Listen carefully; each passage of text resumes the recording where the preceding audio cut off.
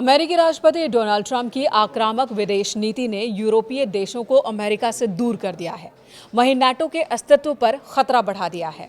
France ने खुलकर America के मौजूदा फैसलों और विदेश नीति का विरोध किया है और ऐलान कर दिया है कि वो नाटो से अलग हो जाएगा।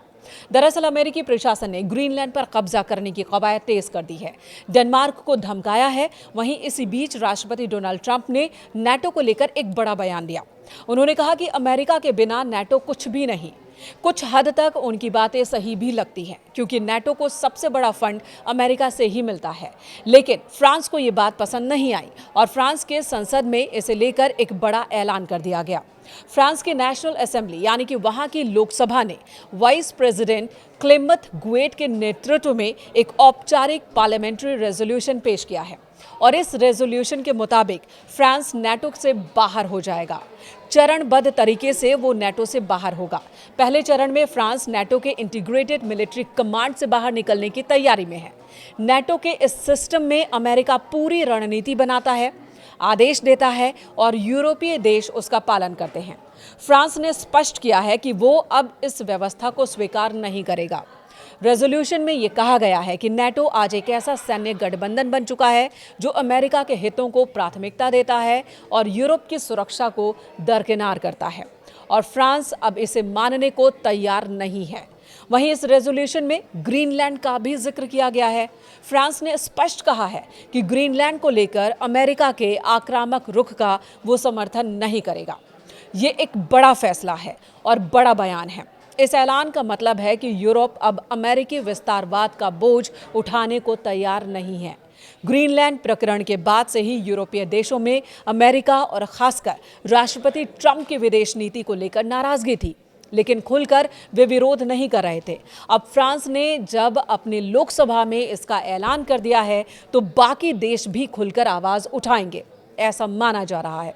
इससे पहले यूरोपीय संघ की संसद में सदस्य कह रहे हैं कि या तो अमेरिका के साथ व्यापार समझौते को स्थगित किया जाए या इसे फ्रीज कर दिया जाए या फिर अमेरिका के खिलाफ काउंटर प्रतिबंध लगाए जाएं।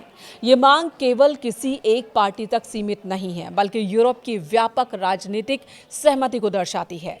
ये वर्ल्ड ऑर्डर में एक बड़े बदलाव का संकेत है। याद रहे, फ्रांस एक परमाणु शक्ति है और यूरोप की सबसे मजबूत सेना उसके पास है। वो संयुक्त राष्ट्र सुरक्षा परिषद का स्थायी सदस्य है और यूरोपीय संघ की सबसे प्रभावशाली सैन्य ताकतों में शामिल है। यदि फ्रांस नाटो से दूरी बनाता है तो ये अमेरिका के लिए केवल प्रतीकात्मक नहीं बल्कि वास्तविक रणनीतिक झटका होगा। हालांकि ऐसा पहली बार नहीं है जब फ्रांस नाटो से अलग होने की बात कह रहा है। इससे पहले साल 1966 में भी फ्रांस नाटो के इंटीग्रेटेड मिलिट्री कमांड से बाहर निकल चुका है। तब के फ्रांसीसी राष्ट्रपति ने यह कहते हुए नाटो से निकलने का फैसला लिया था कि नाटो अपने उद्देश्य में सफल नहीं हो रहा। नाटो अमेरिका का बॉडीगार्ड बनकर रह गया है। फ्रांस की संप्रभुता किसी और देश के अधीन नहीं रह सकती। हालांकि 30 साल बाद 2006 में फ्रांस ने नाटो में वापसी की। अब 20 साल बाद फ्रांस अपने 50 साल पहले वाले फैसले पर लौटता दिख रहा है और इसकी वजह है अमेरिका का अपने पुराने मुनरो सिद्धांत पर लौटना, जिसमें दुनिया के पश्चिमी हिस्से पर अमेरिका के आधिपत्य की सोच है। ट्रंप के दोबारा राष्ट्रपति बनने के बाद इस थ्योरी पर अमेरिका ने तेजी से काम शुरू किया। इस वैचारिक युद्ध का ऐलान अमेरिका के उपराष्ट्रपति जेडी वेंस ने फरवरी 2025 में म्यूनिख सुरक्षा सम्मेलन के दौरान एक भाषण में कहा था। उन्होंने अपने यूरोपीय सहयोगियों को चेतावनी दी थी, बदलाव आने वाला है, ये बात कही थी। उन्होंने साफ किया कि यूरोप के लिए असली खतरा रूस नहीं बल्कि भीतर से है, उनसे जो अभिव्यक्ति की स्वतंत्रता पर रोक लगाते हैं, राजनीतिक विपक्ष को दबाते हैं और इस तरह यूरोप लोकतंत्र को कमजोर करते हैं। उन्होंने वामपंथी उदारवादी नेटवर्क को भी इसके लिए जिम्मेदार ठहराया था। फ्रांस के अखबार ले मोंड ने उस वक्त इस भाषण को यूरोप के खिलाफ वैचारिक युद्ध की घोषणा बताया था। अमेरिका और यूरोपीय देश लंबे वक्त से साथ साथ खड़े दिखते रहे हैं। हालांकि विश्वास की कमी कई बार दिखी है और यही कमी एक बार फिर दिख रही है। आपको बता दें, नाटो 32 सदस्य देशों का एक सैन्य और राजनीतिक गठबंधन है जो मिलकर फैसले लेते हैं।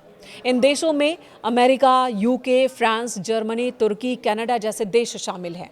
नाटो का सर्वोच्च प्रतिनिधि मार्क रूटे करते हैं। जो 1 अक्टूबर 2024 से महासचिव हैं और गठबंधन का नेतृत्व कर रहे हैं। नेटो का कोई मालिक नहीं है, बल्कि यहाँ फैसले सर्वसम्मति से लिए जाते हैं, यानी कि यहाँ कोई भी बॉस नहीं है। सभी सदस्य देशों के नेता ही अंतिम शक्ति रखते हैं। अमेरिका नेटो का सबसे बड़ा निवेशक है, तो नेटो के लिए फ्रांस भी बहुत अहम है। फ्रांस परमाणु शक्ति संपन्न देश है और यूरोप की सबसे मजबूत सेना उसके पास है। फ्रांस संयुक्त राष्ट्र सुरक्षा परिषद का सदस्य भी है और इस तरह से अगर फ्रांस नेटो से दूरी बनाता है तो अमेरिका के लिए और नेटो के लिए, दोनों के लिए ही ये झटका होगा। नेटो के अस्तित्व पर ही बड़ा संकट खड़ा हो जाएगा।